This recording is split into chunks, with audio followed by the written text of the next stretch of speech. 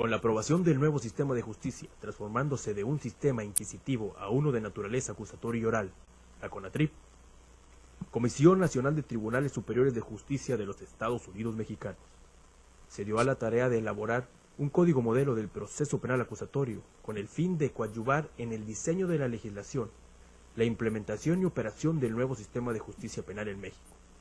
Los contratiempos, los retos, las ventajas de este código modelo son abordados en la presente emisión de los diálogos judiciales. Queda con ustedes el licenciado Mauro Zacarías Casimiro, moderador de los diálogos judiciales.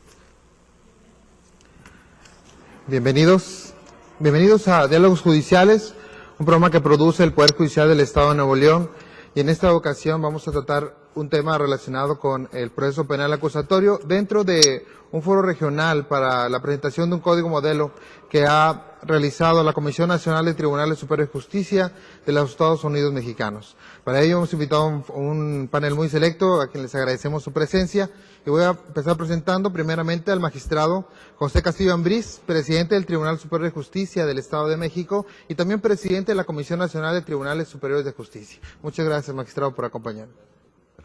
También tenemos al magistrado Carlos Emilio Arenas Bates, magistrado de la Cuarta Sala del Tribunal Superior de Justicia del Estado, y que también nos ha acompañado en otros eventos, y también agradecemos su presencia en esta sesión. Gracias. Muchas gracias, magistrado. Tenemos al doctor Carlos Natarén Andayapa, miembro del Instituto de Investigaciones Jurídicas de la Universidad Nacional Autónoma de México. Muchas gracias, doctor, por su comparecencia. Y también agradecemos al doctor José Antonio Caballero Juárez, quien es secretario ejecutivo de la Asociación Mexicana de Impartidores de Justicia, Asociación Civil. Muchas gracias, doctor, por su presencia. Y bueno, pues para dar inicio a ese tema, primeramente yo creo que debemos de plantearle a nuestro auditorio qué es este código modelo, cuál es la participación de la Comisión Nacional del Tribunal Superior de Justicia dentro de esta reforma constitucional que nos impulsa a un proceso penal de este tipo. Sí, muchas gracias por la invitación. La Comisión Nacional de Tribunales Superiores de Justicia de los Estados Unidos Mexicanos, de acuerdo a sus estatutos, tiene como función la coordinación de todos los tribunales del país para el mejoramiento permanente de la función jurisdiccional.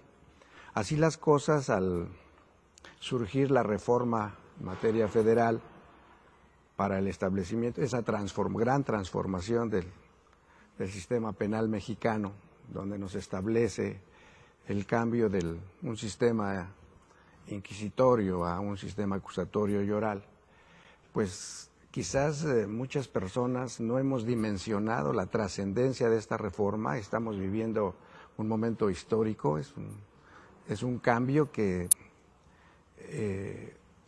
transforma el proceso penal que se viene aplicando de muchos años a la fecha.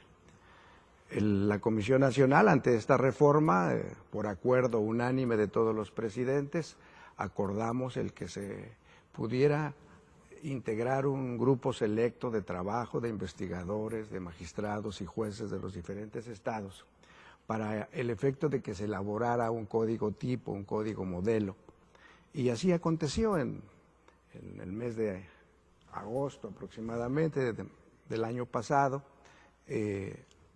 con la buena labor del doctor Caballero en su carácter de secretario ejecutivo de la Asociación Mexicana de Impartidores de Justicia, con el auxilio del doctor Carlos Natarén.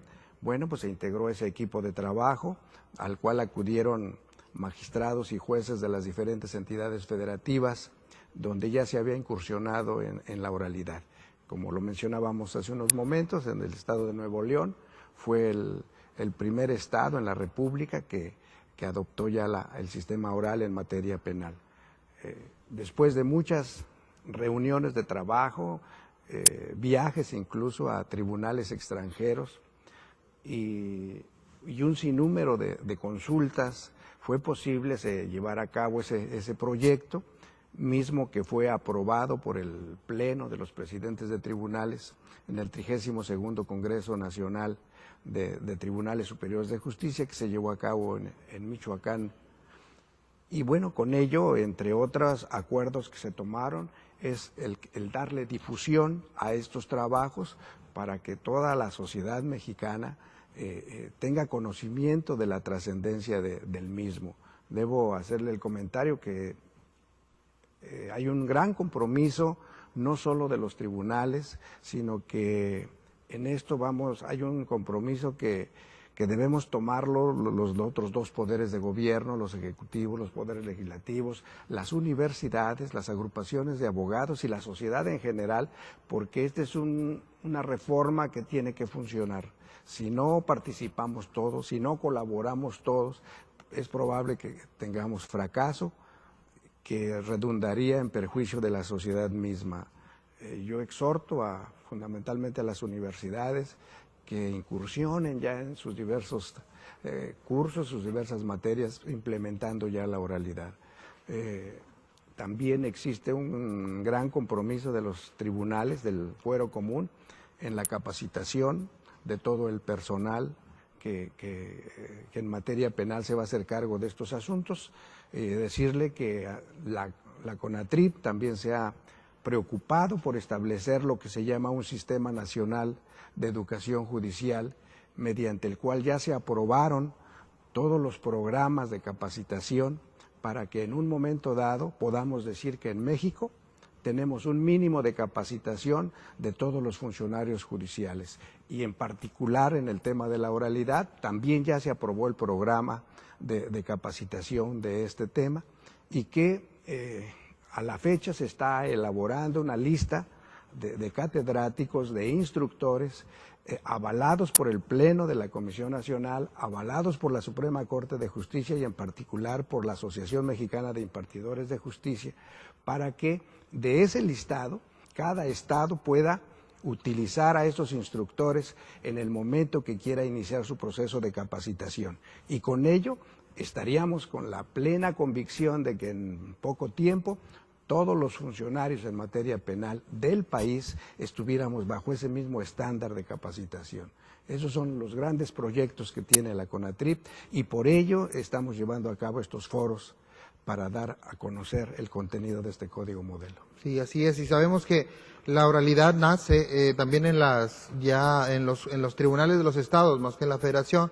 Se producen unos cambios aún antes de la reforma constitucional y este código representa también un estudio sobre esto, sobre las experiencias, pero ¿qué significado tiene?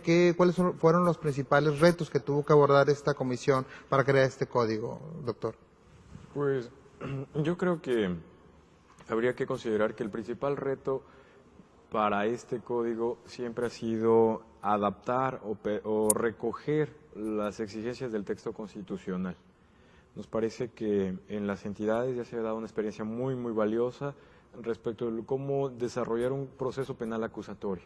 Sin embargo, la principal diferencia y también el principal reto es el nuevo texto constitucional, un texto constitucional complejo, un texto constitucional amplio que en su interior tiene tendencias distintas y a la hora de la redacción final genera en ocasiones ciertas nuevas exigencias al proceso penal.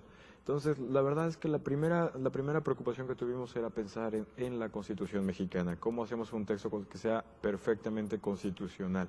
La segunda de la cuestión es cuidar que el proceso, el código modelo ofreciera un abanico completo de alternativas para que sirvieran de base a las discusiones locales. También nos interesó proteger o guardar mucho de la tradición jurídica mexicana y sobre todo buscar darle una respuesta concreta al juez.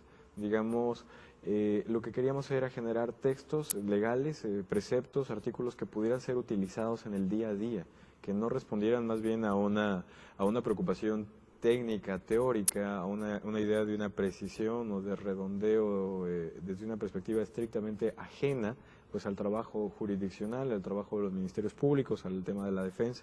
Entonces, la verdad es que en ese sentido, pues el reto era un reto precioso, era un reto muy que permitía entusiasmarse con el proyecto y al mismo tiempo te permitía replantear mucho de las discusiones y de las preocupaciones de la sociedad mexicana respecto a lo que debe ser un proceso penal. En ese sentido, bueno, yo creo que la comisión que estuvimos trabajando, el grupo de trabajo que desarrolló este código modelo, generó discusiones muy ricas, muy intensas, y donde se aprovecha la experiencia de gente que sabe mucho, que ha vivido, ha desarrollado y que tiene una carrera judicial muy valiosa, magistrados, jueces, que bueno, que se complementa con las cosas que se pueden aportar desde la academia en ese sentido, y como se ha manifestado expresamente en el Congreso, bueno, la construcción de muchos de las figuras que se proponen en el Código Modelo están basadas en la experiencia judicial y en las opiniones y en las propuestas de los magistrados que participaran. Como ejemplo, la audiencia de vinculación. La audiencia de vinculación, en principio, surge a partir de una discusión en la cual el magistrado Gonzalo Antonio Vergara, del Estado de México, y el magistrado Carlos Emilio Arenas, de acá de este estado, pues empezaron a señalar ciertas líneas sobre las cuales se podía construir propuestas concretas que al final yo creo que se recogen o se tratan de recoger de una manera que puede ser bastante viable para el tema. Excelente. Y bueno, yo creo que es para todos conocido, hay una cierta percepción de las ciertas diferencias entre los poderes judiciales locales y los poderes judiciales federales, el Poder Judicial de la Federación. Tal vez esta reforma constitucional es un primer gran reto para ambos y se están concentrando estas entidades en resolverlo dentro de una manera conjunta. Yo creo que la asociación en este sentido participa activamente. ¿Cuáles serían los retos que debemos enfrentar tanto poderes judiciales locales como la Federación para la implementación de la reforma? Adelante. Doctor. Yo lo que creo es que efectivamente hay un gran reto. Me parece que efectivamente el código tipo da un magnífico avance en tratar de hacer un planteamiento sobre cómo interpretar, pero ya lo delineaba con mucha claridad el magistrado Castillo Ambriz. Aquí hay un reto de muchas más proporciones. Me parece que es un reto de un cambio cultural. Y lo voy a ilustrar de una manera. Mira, hace algunos años empezó a correr el rumor de que los abogados en Nuevo León estaban, pues vamos a decir, volviéndose locos, por utilizar una palabra, porque resulta que una cosa que se llamaba juicios orales iba a empezar a trabajar aquí. Y el resto de los abogados del país veían eso con una expectación y con una... Empezó a haber comentarios, no, estos son elementos extranjeros, no debemos aceptar elementos extranjeros. Empezó a haber una discusión. Hoy en día me parece que lo que estamos viendo fue el éxito que inició el Estado de Nuevo León hace algunos años. Pero ese éxito, de alguna manera, todavía está en un proceso de consolidación. Un proceso de consolidación, ustedes tienen muy clara la discusión, aquí en este estado se sigue hablando sobre en qué condiciones y bajo qué circunstancias debe extenderse el proceso penal acusatorio, y en el resto del país, a la luz de la reforma constitucional, el reto está muy claro. ¿Pero qué implica? Un cambio cultural. Me parece que hoy por hoy las escuelas de derecho y en general el foro y muchas otras instituciones, digamos, de operadores del derecho, no están todavía muy conscientes de qué implica el cambio. Todo el mundo se sigue imaginando que, bueno, pues un poco el juicio oral pues es el que mejor habla, el que se pone el traje más bonito y el que puede ser más elocuente, ¿no? Y eso me parece que son simplificaciones del tipo de cambio que estamos enfrentando, ¿no? Entonces, necesitamos prepararnos muy bien para esto. Segundo punto, los estados creo que a través de esta iniciativa de la Comisión Nacional de Tribunales Superiores de Justicia han tomado la batuta de la conducción de alguna manera, o el liderazgo, si se quiere poner así, sobre cuáles son los alcances de la reforma. Eso me parece que es fundamental, es una visión, me parece que tuvieron muy clara los presidentes de los Tribunales Superiores de Justicia del país, tuvieron la claridad de ver que este era el momento para incidir, para concentrar la atención a los impartidores de justicia. Finalmente son los impartidores de justicia los que van a tener que operar la reforma en muy buena medida, y eso fue un acierto. En el tema federal me parece que las cosas van mucho más despacio, pero creo que es una magnífica noticia que sean los estados los que empiecen a trazar cuál va a ser el camino hacia dónde va la reforma. Sí, este código tiene la aportación de la experiencia de los tribunales que ya cuenta con este proceso acusatorio, según cada característica. Nuevo León ha aportado a través de usted, como lo comentaban, cuál ha sido nuestra experiencia, qué es lo que podemos aportar. Nuevo León, ¿cómo se refleja en este código? Y también, ¿cómo esperamos nosotros que avance este proceso penal? Bueno, yo creo que de varias maneras Nuevo León ha contribuido al avance de estos modelos procesales penales acusatorios, principalmente al haber sido el primer estado que incorpora los juicios orales. Y digo que eso constituye una importante contribución porque hay que ubicarnos en el momento en que Nuevo León hizo esa reforma, que era pues con ciertos elementos todavía muy inciertos, como por ejemplo el hecho de cómo iba a pasar la reforma nuevoleonesa por los filtros de constitucionalidad. Esto es, cómo nos iba a ir ante los tribunales de amparo cuando se impugnaran las sentencias que resultaran de los juicios orales. Eso por una parte. Por la otra parte, como lo menciona el doctor Tony Caballero, la resistencia inicial frente a un modelo que implica un cambio cultural profundo. La resistencia, me refiero desde el foro jurídico, los abogados litigantes e incluso también nosotros, los operadores de las normas penales, como somos los juzgadores o las procuradurías o defensorías, había, como es natural frente a toda institución nueva, resistencia al cambio. Entonces creo que Nuevo León contribuye, primero que nada, rompiendo ese paradigma y haciéndolo primero que nadie en la República. También, desde luego, en el tema, Nuevo León es cierto que reforma solamente, introduce algunos aspectos que son muy relevantes del proceso penal acusatorio, como por ejemplo encargarle a 2 jueces distintos el proceso penal, uno encargarle la preparación y a otro encargarle el juicio. También es cierto que Nuevo León incorpora por primera vez la regla esta de que las pruebas o las diligencias probatorias realizadas en la averiguación previa no tendrán validez durante el proceso, sino que la sentencia deberá necesariamente fundarse en las pruebas desahogadas en la audiencia de juicio. También en Nuevo León incorpora o desarrolla de manera muy completa lo que es la audiencia de juicio y la sentencia en este modelo.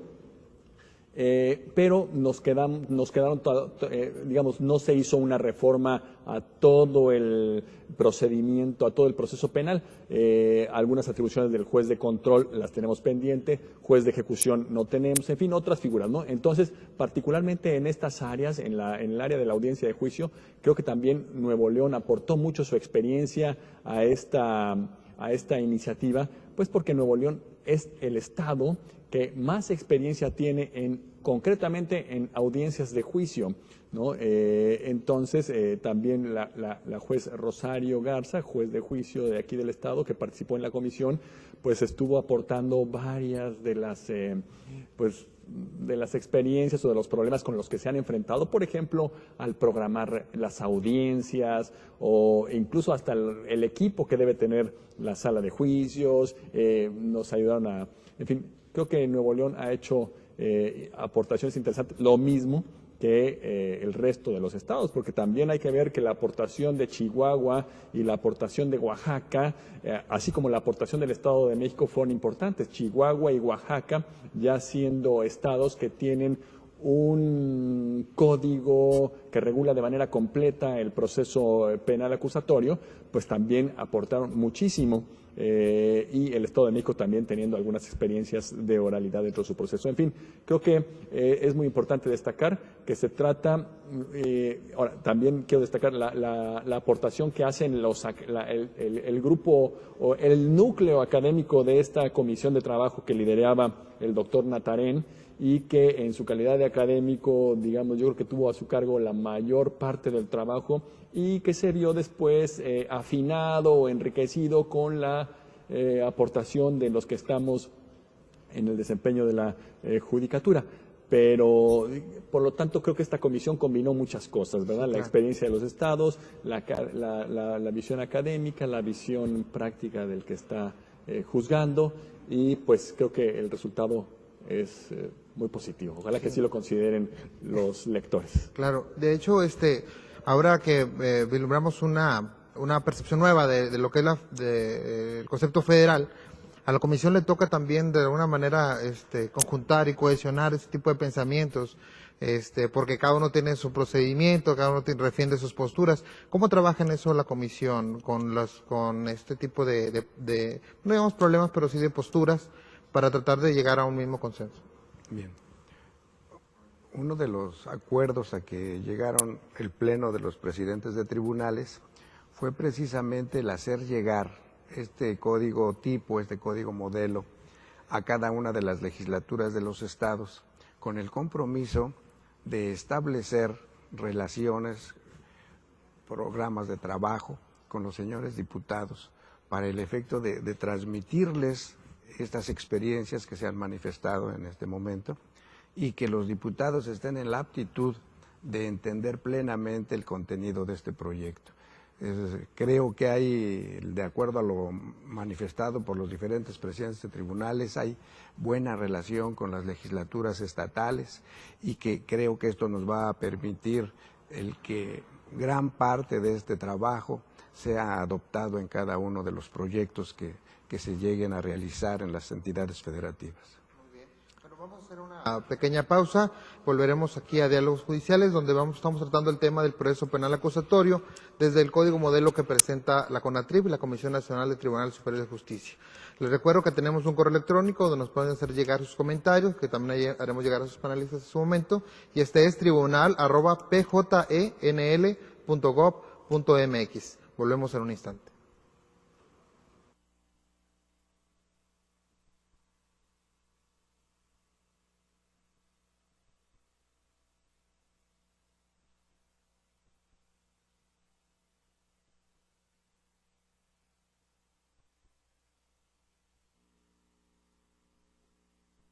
Gracias por seguir con nosotros en Diálogos Judiciales, donde estamos tratando el tema del proceso penal acusatorio desde el código modelo que presenta la CONATRIF. Y bueno, este código, como es modelo, presenta un procedimiento que reúne muchas características de lo que ya se encuentra en los estados de la Federación, pero quisiera ver que nos ahondara un poco más. ¿Cómo es este procedimiento? ¿Qué características especiales tiene? Claro, el procedimiento está, digamos, sigue el modelo que se podría denominar latinoamericano. En ese sentido no vas a encontrar algo completamente distinto, no se puede inventar algo nuevo. Vas a encontrar básicamente 3 etapas: una fase de investigación, una etapa de preparación al juicio, que se denomina también etapa intermedia, y una etapa de juicio oral.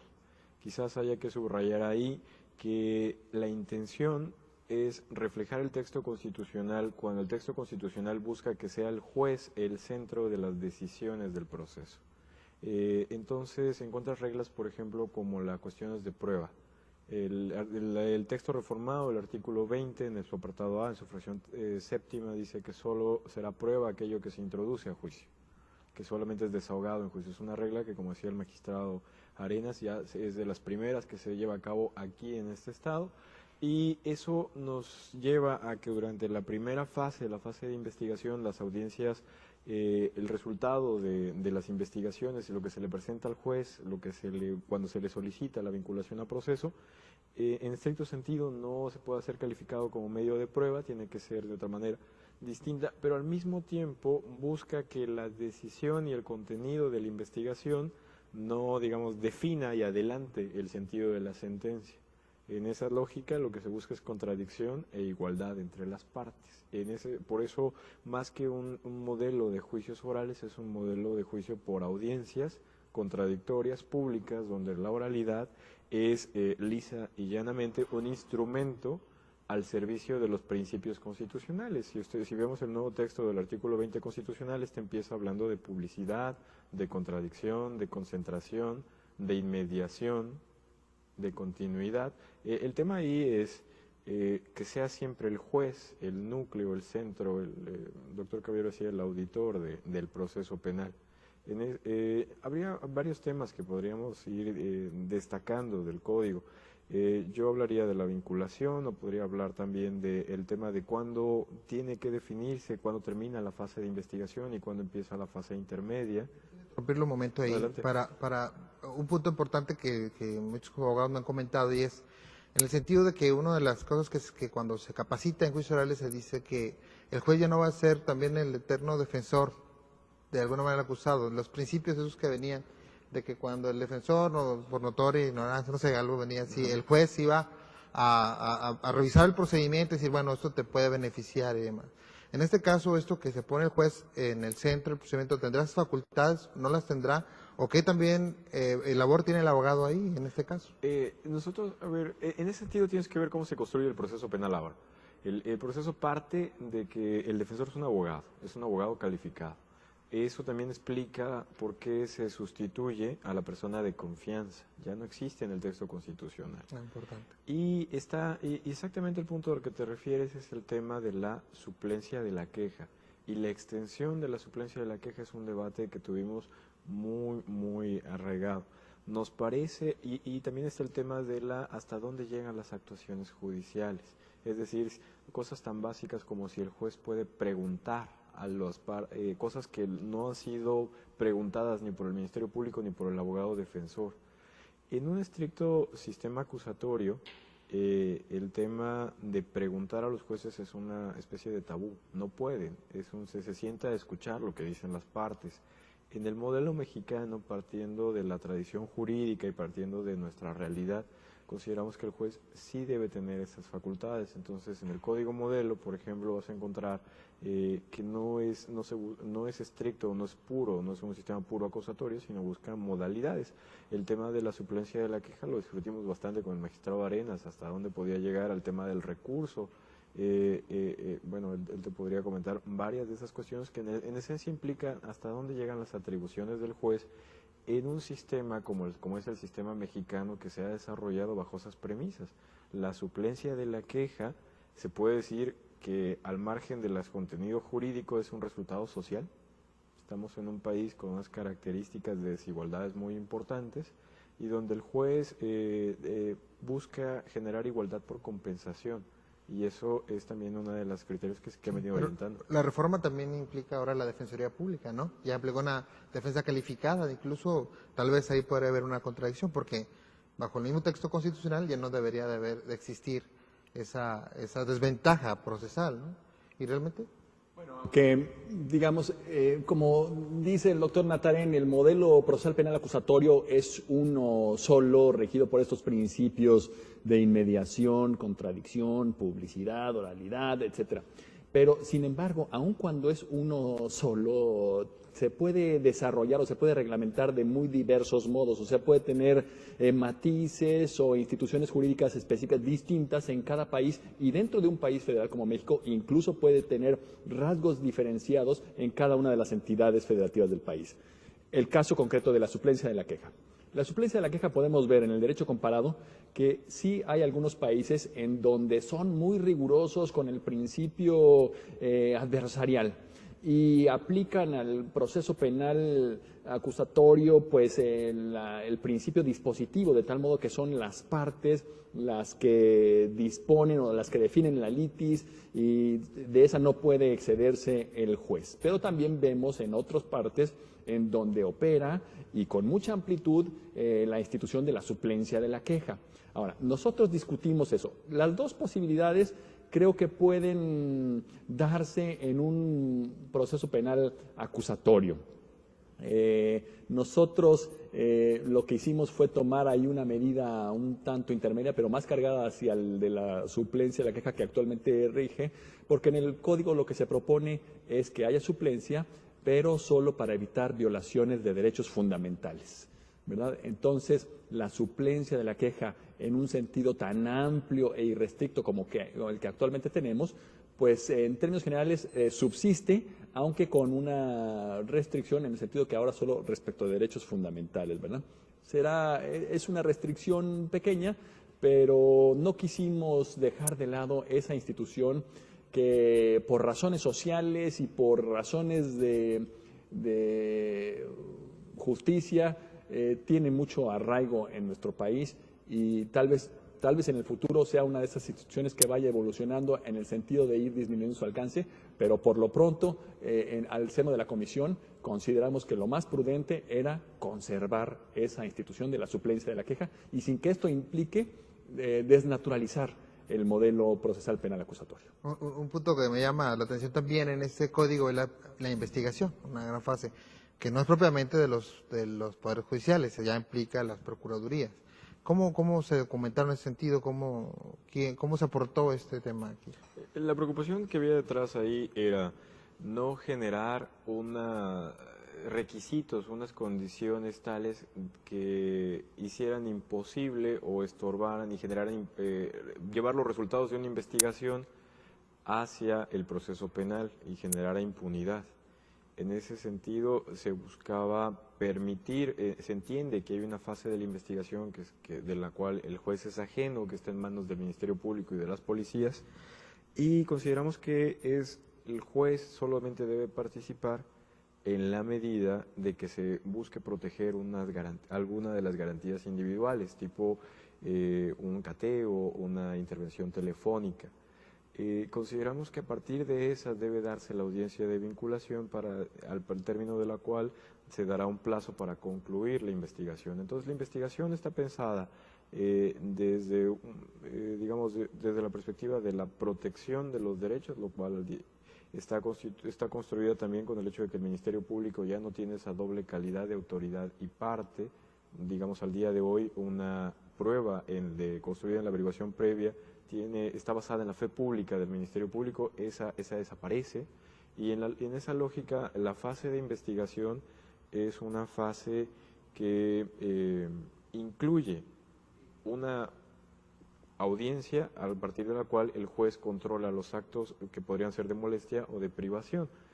Se busca que sean llevadas a la presencia del juez, por lo tanto están pensadas en una audiencia pública, oral, con contradicción, y eso nos lleva también al tema de el código modelo está basado en lo que encontramos en las entidades, es decir, venimos a Nuevo León y vimos las audiencias de juicio, las instalaciones de los tribunales. Estuvimos en la Escuela Judicial y en los tribunales del Estado de México, donde es evidente y es claro que existe un conjunto, digamos, de instalaciones que permiten desarrollar este tipo de audiencias de control de la investigación de una forma contradictoria y pública. Es, digamos, una de las modalidades de este código es partir de lo que existe en este país. En ese sentido, yo estoy seguro que el magistrado Castillo te podría acercar bastante a cómo este nuevo modelo exige bastante de los tribunales para prepararse en un primer momento, pero después permite también dar, hay una especie de inversión inicial, pero a partir de la cual todas las adaptaciones y las ampliaciones al sistema acusatorio se van dando de una manera, digamos, más fácil, más suave, más automática, ¿no? ¿Cómo se da este debate dentro de la Comisión Nacional de Tribunales? Al momento de presentar el código, ¿cómo se presenta esta discusión de la aprobación o del modelo que se presentó en un primer término? Al formular el grupo de trabajo, los avances que se fueron logrando para el código, hubo reuniones permanentes con los presidentes de tribunales, donde el doctor Natarén y sus auxiliares nos explicaban la forma como iban los avances. Hubo observaciones por parte de los presidentes de tribunales, al grado tal que eso motivó que en una sesión plenaria fuese aprobado. De tal suerte que todos los presidentes de tribunales, plenamente convencidos de los aciertos de esta propuesta, por unanimidad aprobaron el código. Le hago el comentario de que para esto intervinieron excelentes investigadores, intervinieron magistrados que están día con día ya aplicando la oralidad, como es el caso de Nuevo León, el Estado de México, Chihuahua, Oaxaca, y que todo esto fue una complementación tanto de las cuestiones teóricas como de las cuestiones prácticas, y que trajeron como resultado este proyecto. Yo estoy convencido de que en mucho las legislaturas de los estados lo van a adoptar, fundamentalmente aquellos que están partiendo de cero. De alguna forma, los estados que acabo de mencionar ya llevamos cierto camino recorrido, pero las demás entidades federativas van empezando, repito, de cero, y este trabajo les va a permitir que sus respectivas legislaturas tengan una herramienta, un documento base con que instrumentar su reforma, su ley secundaria. Muy bien. Presentamos el código modelo, digamos, un estado lo presenta a la legislatura, o sea, es una propuesta de legislatura y se aprueba, pero viene todavía los análisis constitucionales, ¿verdad? Los criterios que van a tomar los colegiados de la Suprema Corte de Justicia. ¿Qué podemos esperar de ese análisis constitucional? Ante la jurisprudencia, ¿cómo se presenta? esa es una de las cuestiones más importantes y una de las cuestiones que todavía están abiertas. El código propone una serie de interpretaciones constitucionales que en este momento no están respaldadas por el... Existen múltiples cuestiones que por lo tanto tendrán que ser, digamos, revisadas desde la actividad de los poderes judiciales locales. Sin embargo, me gustaría subrayar una cuestión. El tema va en los dos sentidos, porque también desde el código se impulsa o se hace evidente la necesidad de un replanteamiento de mucho de la jurisprudencia tradicional que al día de hoy se mantiene. Habría que pensar en la jurisprudencia vigente sobre lo que es fundar y motivar, que está construida desde una perspectiva de un sistema procesal escrito, estrictamente basado en un cruce de documentos entre las partes. Por lo tanto, la actuación del juez para decir que cumple con los requisitos constitucionales de fundado y motivado tiene unos parámetros que forzosamente tienen que ser repensados, tienen que ser reestablecidos por los miembros, por los órganos del Poder Judicial de la Federación, porque no puedes exigir o no puedes plantear las mismas condiciones, tanto para ciertos actos como la vinculación a proceso, como para las decisiones en general dictadas por el juez de juicio oral. En ese sentido, la experiencia en las entidades con los amparos es una experiencia importante que nos va mostrando el camino hacia dónde pueden ir la interpretación constitucional, y además estamos viendo que muchos de los asuntos dictados en primera instancia por un juez de distrito o por el Tribunal Superior de Justicia en funciones de jurisdicción concurrente han sido traídos por la Suprema Corte de Justicia de la Nación, con lo cual vamos a tener una interpretación constitucional pronta y además que muy oportuna, porque nos permitirá orientar la interpretación y la aplicación de estas normas en los códigos. En este caso, la Asociación de Impartidores de Justicia tiene un papel importante, me imagino, ¿no? De llegar a este código, de divulgar los principios, también los tribunales federales que son parte de la asociación, ¿no? Exactamente. Parte de la idea es difundir de alguna manera cuál es la forma en la que se está tratando de interpretar esto, cuáles son los principios, cómo se están aterrizando esos principios ya en un argumento normativo, y desde luego difundirlo no solo entre los órganos de impartición de justicia de las entidades federativas, sino desde luego también entre los tribunales federales, ¿no? Ese es un aspecto. Yo quisiera regresar a un aspecto que mencionaba Carlos Natarén, que me parece especialmente importante. Hablaba del tema de la investigación y hablaba de la función del juez. Yo quiero retomar el concepto de auditar la investigación y añadirle un tema: mejorar la calidad de la investigación. Me parece que el proceso o esta reforma procesal lo que está tratando de hacer también es mejorar la calidad de la investigación. Y aquí tenemos que tener muy claro cuál es el tipo de mensaje que queremos enviar. Mejorar la calidad de la investigación quiere decir básicamente que las investigaciones malas no van a pasar. Eso puede tener una lectura de aumento en la impunidad, y hay que tenerlo muy claro, pero también tiene una lectura de aumento en la profesionalización de las procuradurías. Mejora el trabajo de las policías y mejora el trabajo de los agentes del Ministerio Público.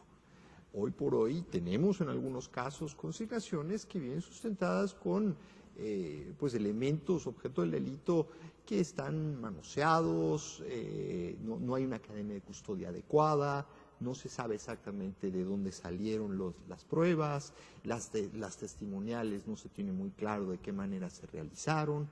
Todo este tipo de problemas me parece que incluye y son incorporados dentro de esta auditoría. Entonces, de esta manera ahora, para condenar, y con esto tocaría brevemente el tema de la suplencia de la queja, el proceso se convierte de alguna forma en toda una estructura argumentativa orientada a persuadir al juez sobre la culpa del reo, en este caso del indiciado. Hoy por hoy, como entendemos el proceso, pareciera mucho más al revés. Todo un ejercicio procesal de quien recibió el auto de forma de prisión para tratar de desvirtuar el ejercicio del agente del Ministerio Público. Me parece que ese cambio es fundamental, y eso tiene que ver un poco con la suplencia. Ya lo mencionaba el magistrado Arenas, estoy de acuerdo con él. El tema de la suplencia va a ser un tema de transición, pero Pero esencialmente, cuando tengamos completamente un proceso penal estructurado sobre el principio de la presunción de inocencia, me parece que se reduce mucho el incentivo de la suplencia. Porque entonces yo juez tengo que ser tengo que tener la absoluta convicción de que existe culpabilidad. Ahí hay uno de los temas. Simplemente para cerrar el punto, una cosa es impartición de justicia y otra cosa es seguridad pública. Esta reforma es una reforma en la impartición de justicia que debe tener repercusiones sobre la calidad del funcionamiento de algunos cuerpos de seguridad pública y de un cuerpo que se encarga de la procuración de justicia. Pero no podemos esperar modificaciones en temas de seguridad pública, al menos con esta reforma. Muy bien, bueno, vamos a hacer una segunda pausa y regresaremos con ustedes a Diálogos Judiciales, donde estamos tratando el tema del proceso penal acusatorio a través del código modelo que presenta la Comisión Nacional de Tribunales Superiores de Justicia de los Estados Unidos Mexicanos. Si tienen algún comentario con nosotros, y además, si también quieren una copia de este código modelo, pueden escribirnos a un correo electrónico tribunal@pjnl.gov.mx. Con mucho gusto lo haremos llegar y también le pasaremos los comentarios a nuestros panelistas. Regresamos enseguida.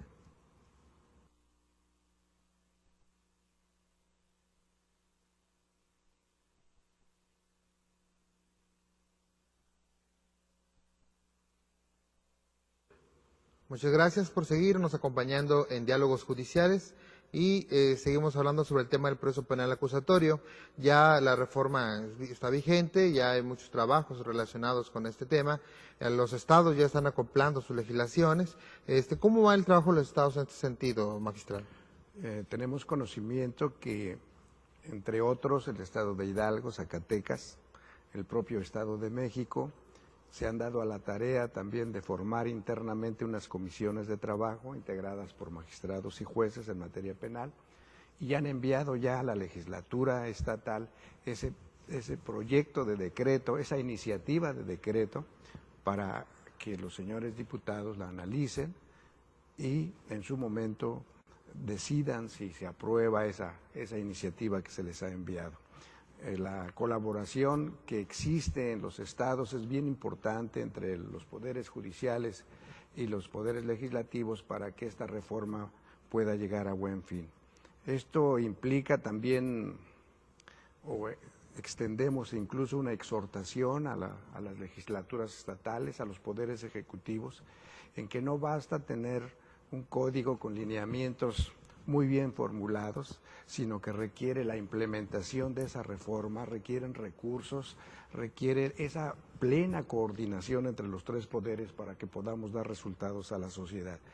Repito, no sería suficiente el que elaboráramos cada estado un nuevo código de procedimientos penales estableciendo este sistema de justicia penal si no contamos con el apoyo de los otros dos poderes. Es necesario crear infraestructura, es necesario capacitar al personal y fundamentalmente creo que el que requiere mayor impulso son las procuradurías y las defensorías de oficio, porque bien o mal la mayoría de los estados, con base en las reuniones que tenemos a nivel nacional, estamos enterados y nos auxiliamos en la forma como se están implementando la oralidad. El caso principal, en el caso de Nuevo León, al implantar la oralidad, pues todos los tribunales de los demás estados vimos la forma como se iba implementando, pero que eso nos fue sirviendo como modelo para crear los nuestros, lo que no acontece a nivel de Procuraduría y Defensoría de Oficio, que van a empezar de cero. Entonces, será en los ejecutivos quienes realicen todo lo necesario para que esta trilogía que interviene en el proceso penal, Ministerio Público, Defensor y Juez, estén al mismo nivel de capacitación y así podamos dar los resultados que todos esperamos. Sí, de hecho este código representa también una propuesta muy rica para que lo tomen en cuenta ahora que se van a hacer las reformas. Pero algo que se aclaraba hace un momento era precisamente que no se quiere que se adopte el modelo en sí, sino que aporte a esas nuevas legislaciones. ¿Así es? Sí, bueno, en efecto, digamos, toda esta cuestión de la reforma procesal penal, como se mencionaba, nace en los estados, ¿verdad? Nuevo León, Chihuahua, Es un nacimiento, vamos a decir, federalista. Y el código, la propuesta de código modelo también se inscribe dentro de esa lógica federalista. No es el propósito del código modelo imponer o homogeneizar a todos los estados en una misma regulación procesal, sino darles un referente a partir del cual en cada una de las entidades seguramente se abrirá un debate entre los actores políticos y académicos, etcétera, para arribar a su propio código procesal penal.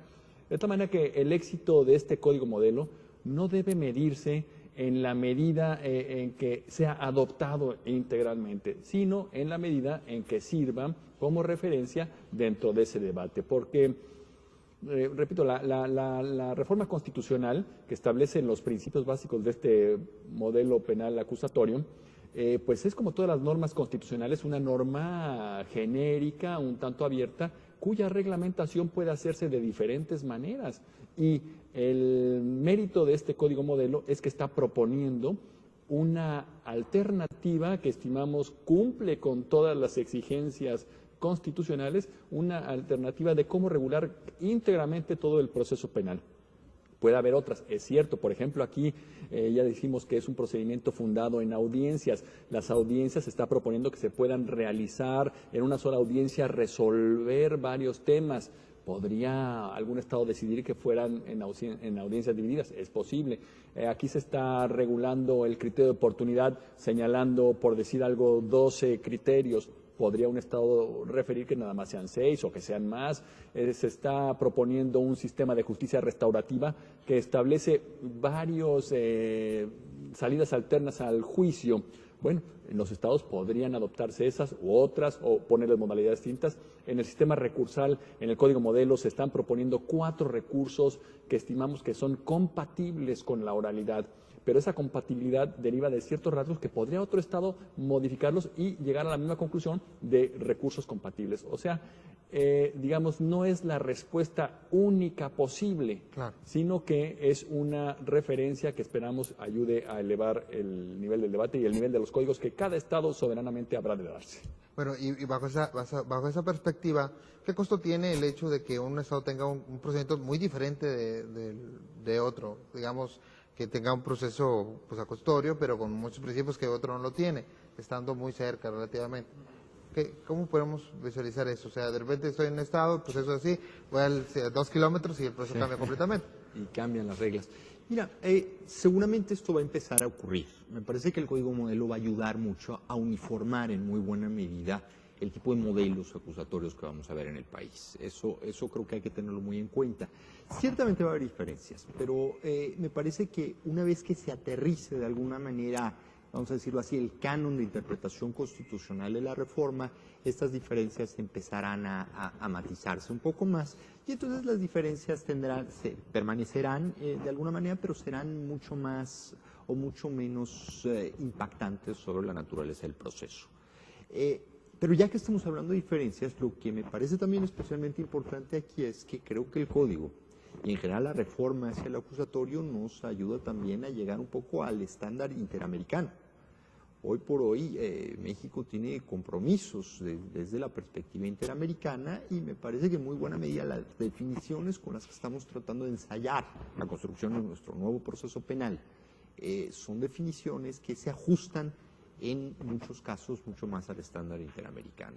Ya si lo analizamos desde la reforma constitucional, creo que puede haber una discusión más amplia sobre qué se ajusta y qué no se ajusta, pero en cuanto a la definición estricta del acusatorio, creo que es un paso importante hacia nuestro acercamiento a un estándar interamericano. Perfecto. Este procedimiento que se encuentra en el código modelo se debe sustentar también en otras reformas de códigos a leyes. ¿Cuáles serían estas? Bueno, aquí habría que entender que la reforma es integral y por lo tanto implican un conjunto muy amplio de leyes. Me gustaría referirme a lo que hace un momentito, de lo que decía el doctor Caballero sobre que el código va a buscar unificar criterios. Mira, la experiencia mexicana en ese sentido de maneras distintas de entender el proceso penal pues es bastante clara. Yo creo que se puede ver entre este estado de Nuevo León y el estado de Coahuila, cuando el estado de Coahuila tenía su proceso de falta penal y tenía unas salidas alternas completamente distintas. Ese ejemplo que decías de que en pocos kilómetros hay un proceso completamente distinto, con reglas bastantes, que exigían cierta preparación para cada tipo de abogado. Bueno, la experiencia aquí en Nuevo León yo creo que es bastante extensa sobre el tema. Y podríamos hablar también de lo que está pasando en el sistema integral de justicia para menores, donde tienes muchas respuestas muy distintas e incluso lugares donde no hay respuesta.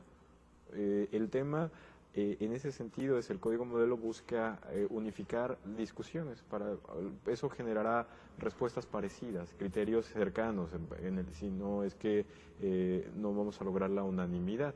Ahora, respecto del conjunto de normas que tienen que acompañar al código, yo creo que la perspectiva es esa. El código no es simplemente, la reforma constitucional no es simplemente un cambio de código. Tiene que modificarse profundamente la manera en que actúan, como decía el magistrado Castillo, todos los órganos que intervienen en este debate procesal. Por lo tanto, tienes que crear, por ejemplo, una ley orgánica de la Defensoría Pública que permita ser una defensa, un órgano ágil, un órgano fuerte. Vamos a resumirlo así: sin defensa no hay justicia. Eso equivale a reconstruir o refundar una institución que en este momento no está. Hablemos también del tema de los ministerios públicos. La ley orgánica del Ministerio Público tiene que permitir que exista una investigación eficaz, una investigación que dé resultados, pero al mismo tiempo que se mantenga dentro de los parámetros del respeto estricto a las garantías individuales. Por lo tanto, la reforma pasa por reformar la ley orgánica y sobre todo la manera en que actúa el Ministerio Público. Tienes un conjunto además de leyes orgánicas, un conjunto de leyes cercanas. Por ejemplo, una cuestión que hace que seamos optimistas respecto de la utilización del código es lo avanzado que van los tribunales superiores de justicia de los estados en sistemas alternos de solución de conflictos.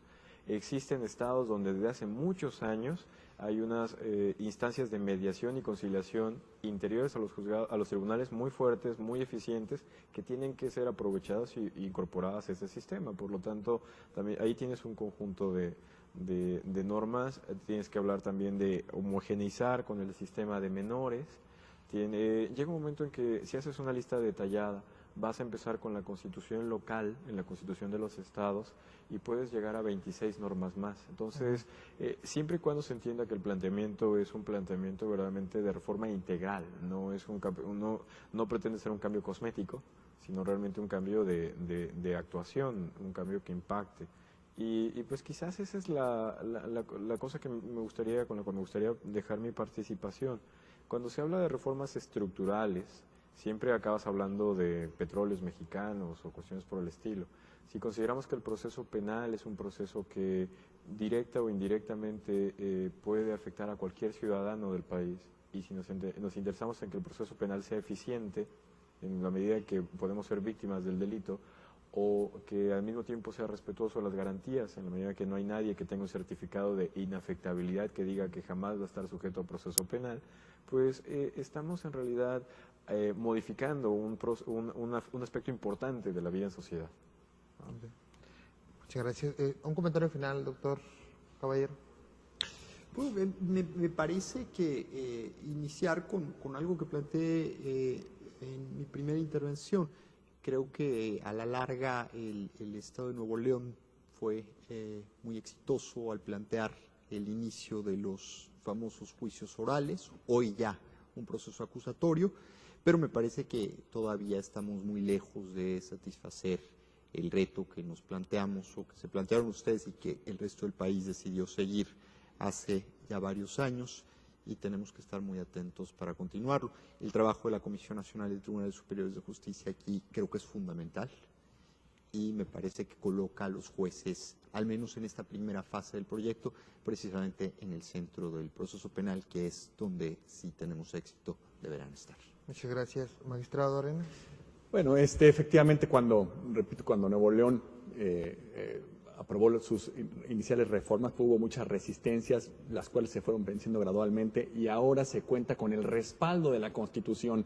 Digo, me acuerdo resistencias iniciales como por ejemplo que las pruebas realizadas en la averiguación previa no valían en juicio, pues eso causaba bastante, bueno, ahora eso está textualmente previsto en la Constitución. La Constitución ahora le ha dado un impulso nacional a este tema de la oralidad penal, que yo estoy seguro que va a traducirse en beneficios no solo para los justiciables, sino en general para toda la sociedad y va a desbordar también los temas de seguridad para bien. Muchas gracias.